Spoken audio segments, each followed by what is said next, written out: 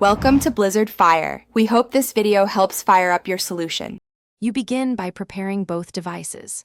Plug a certified Lightning cable into your iPhone and the i20's USB port labeled CarPlay, or enable the i20's Wi-Fi/Bluetooth for wireless pairing. On your iPhone, unlock it, enable Siri in settings, and allow CarPlay in screen time if needed.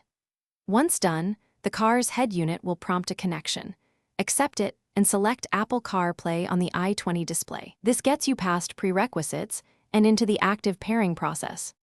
Once paired, you'll land on the CarPlay home screen, learn how it maps to the head unit and steering controls.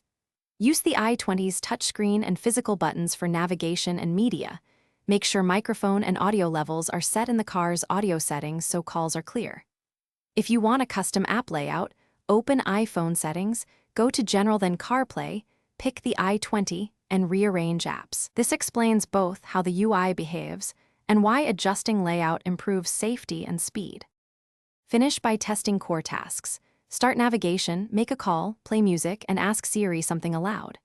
If CarPlay fails, first disconnect and reconnect the cable or toggle Bluetooth/Wi-Fi. Reboot your iPhone and the i20 head unit next.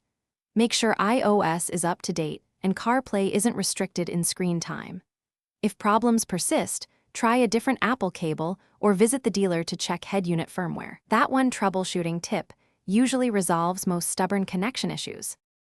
Thanks for watching. If you found this helpful, don't forget to like and subscribe.